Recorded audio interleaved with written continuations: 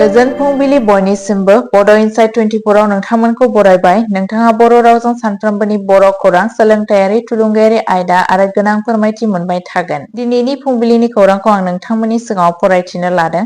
आसा खालामो नोंथांमोना खौरांखौ जोबजासे खोनासंगोन। गिबि खौराङावनो दङ मानास नेशनेल पार्कआव गिख्रंथाव जाथाय। चिरां जिल्ला रायजोआव पन्चायत बिसायख'थिनि जाबाय थानाय समावनो मानास माहारियारि हाग्रामा सिङाव माथाम हाग्रानि मैदेरखौ मैहुर खालामग्राफोरा बुथारदों।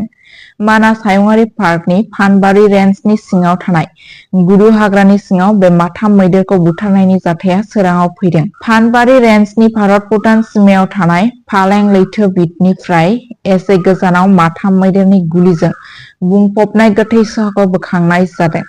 बे माथाम मैदेरखौ गोथौ हाग्रायाव मैहुर खालामग्राफोरा बुथारदों होनना सन्देह खालामनाय जादों। जाथाया सोराङाव फैनायनि उनाव हाग्रा बिफाननि मोनसे हानजाया जाथाय जायगायाव सौहैदों, नाथाय बेनि गुबै बिथाखौ दासिमबो मिथिनो मोननाय जायाखै।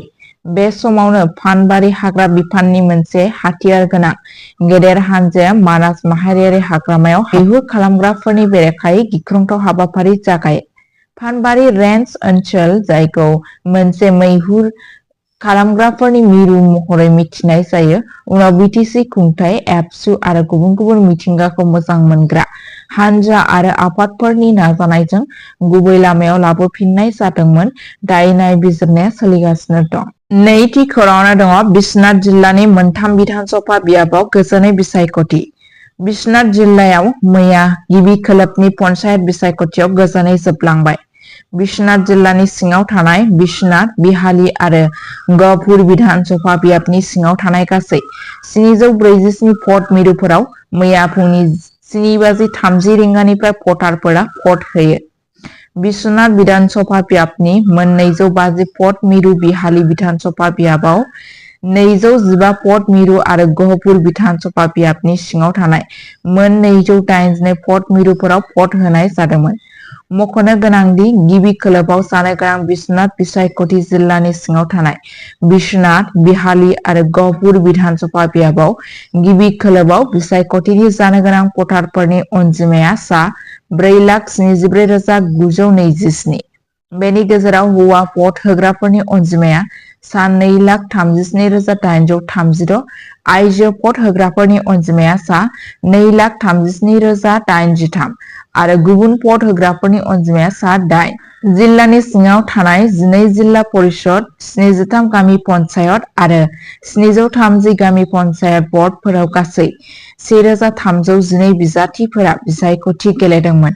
मख'जाथावदि जिल्लायाव सा 261 बिजाथिफोरा सिगांनिफ्रायनो बादायलायनाय गैयाजासे सायख'जाखांबाय।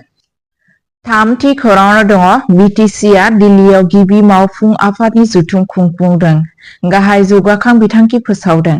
गावनि जारिमिनाव गिबि खेबनि थाखाय बड'लेण्ड टेरिटरियेल काउन्सिल बिटिसिआ आसामनि बायजोआव गोदान दिल्लीनि कैलाश कल'नियाव थानाय बड'लेण्ड गेस्ट हाउसआव गावसोरनि मावफुं आफादनि जथुम खुंफुंदोंमोन।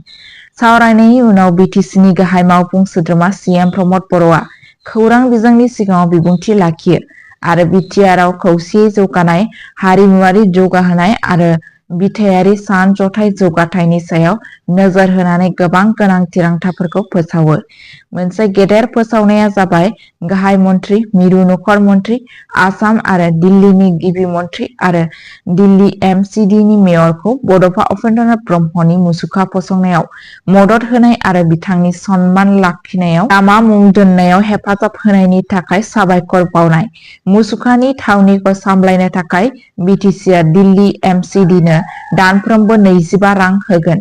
बड'फानि लिभ एन्ड लेट लिभ सानथौजों सोमोन्दो जानानै जों बिटिआरनि गासै मोन 26 हारिफोरजों गोरोबनानै खामानि मावनो थाखाय रादाय होनाय होनना CMआ बुंथियो। बिटिसिआ सावस्रि सिबिथायखौ साबसिन खालामनो थाखाय IIT दिल्लीजों बाहागोदारि जानायखौबो फोसावदोंमोन। बेंगुरा सुबुंफोरनि थाखाय जर'खा बिथांखिफोर जागायनाय जागोन। बड'लेण्ड ग्रीन मिशननि सिङाव गामियारि गौथुम जौगाखां आफाद BCDC थाखोआव मोन 420 अर्गेनिक मिरुफोर गायसननाय जागोन। हारिमुआरि खौसेथिखौ जौगाहोनो थाखाय बिटिसिआ गासै मोन 26 हारिनि रावफोरखौ लाफानानै गंसे बांरावारि सोदोब बिजाब फोसावगोन, समाजारि गोरोबलायनायखौ हेफाजाब होनो थाखाय गोजोन खामानि मावनाय जागोन आरो दावबायारिफोरखौ गोसो बोनो थाखाय मोन 10 गोदान हम स्टे बानायनाय जागोन। जुननिफ्राय बिटिसिआ गावनि 100 साननि मावथांखिनि थामथि खोन्दोखौ जागायगोन, जाय गुबुन गुबुन जौगालु बिथांखिफोरखौ लाफायो। गौथुमा हाजों सोमोन्दो थानाय जेंनाफोरखौ सुस्रांनो थाखाय आसाम सोरखारजों खामानि मावगोन। गेलेमु थामथि डुरान्ड काप जोलुर बादायलायनायनि थाखाय थागथियारि खालामनाया सोलिगासिनो दं। बिसिडिसि थाखोआव जोलुर फोथारफोरखौ जौगाहोनाय आरो मोन 21 दैमाफोराव दैबाना होबथाग्रा खथा गायसननाय जागोन। मावफुं आफादनि जथुम बिटिसिनि मावफुं सोद्रोमा आरो बिफानारि मावख'गिरिफोरा बाहागो लादोंमोन। ब्रैथि खौराङाव दङ पाकिस्तान जिन्दाबाद बुं आरो जों नोंथांनि आथिंखौ सिफायगोन, हिमन्त बिश्व शर्माया बुंथिदों। आसाम चिफ मिनिस्टार हिमन्त बिश्व शर्माया 2 मेआव धुबुरीआव मोनसे रेलियाव पाकिस्तान जिन्दाबाद स्ल'गान होग्राफोरनि बेरेखायै गोख्रों राहा लानायनि हुमखि होनानै बुंथिदों, जों बिसोरनि आथिंखौ सिफायगोन। 22 एप्रिलाव पहलगामाव उदखारि गाग्लोबनायखौ मुंख'नानै बिथाङा उदखारिफोरजों जुजिनो थाखाय पिएम मदि आरो रौनिया हान्जानि थाखाय आरज गाबनो खावलायदोंमोन। शर्माया आसामाव पाकिस्ताननि मददआव स्ल'गान होनायनि थाखाय सा 36 खाजानायफोरखौ फोरमायदोंमोन। बिथाङा कंग्रेसखौ गाज्रि खुंथायनि थाखाय सोंखारिदोंमोन। बेनि खुंथायनि समाव घुस आरो जाख्ल'नायनि अजद होदोंमोन। बिथाङा बुंदोंमोन दि बिजेपिआ धुबुरीआव रैखाथि आरो जौगाथाय लाबोदोंमोन। बिथाङा कंग्रेसखौ फेस्ला खालामदोंमोन आरो बेनि नेरसोनखौ आखाइनिफ्राय लुंगियाव सोलायनो सुबुरुन होदोंमोन। पन्चायत बिसायख'थिया मोननै खोन्दोआव जागासिनो। 2 आरो 7 मेआव 27 जिल्लाफोराव, 11 मेआव रिजाल्ट साननाय जागोन। 5थि खौराङाव दङ गुवाहाटीनि बेलतलानिफ्राय आलफा आइ लिंकमेन हमजादों। आरोबाव मोनसे जाफुंसारनायाव गुवाहाटी पुलिसआ होबथानाय उदखारि हानजा उदां आलफाजों सोमोन्दो थानाय गुबुन सासे लिंकमेनखौ खादों।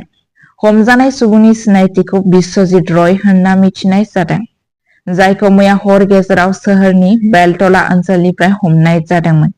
पुलिसनि सुलुंनि बादिब्ला बिश्वजित रयआ बेलतला थिनालि ओनसोलाव गंसे खुस्रा गला दं। आथिखालाव बिथांखौ क्राइम ब्रान्चआ गागि पुलिस मावख'गिरिफोरनि नायदिंनायाव सोंथि खालामगासिनो दं। रयनि खाजानाया बिग्रायारि हानजाफोरजों सोमोन्दो थानाय सुबुंफोरखौ नोजोर होनानै सोलिबाय थानाय अपारेशनाव 5थि खेब। दासिम हमजानाय सुबुंफोरनि गेजेराव 3आ नागालेन्डनि, सासे बाक्सानि आरो दा रयआ गुवाहाटीनि। बिबानगिरिफोरा सन्देह खालामदों दि बे हानजाया गुवाहाटीआव फोजोबस्रांग्रा हाबाफोरनि फाव फान्दायनायाव लोब्बा दंमोन। हमजानायफोरा गोदानै उदखारिफोरजों सोमोन्दो लाखिनाय आरो नोगोराव जेंना सोमजिहोग्रा हाबाफारिफोरनि बिथांखि लानायनि सायाव जिंगा सिखांदोंमोन। खौरांखौ जोबजासे खोनासंनायनि थाखाय गोजोननाय थाबाय। एसेनोसै।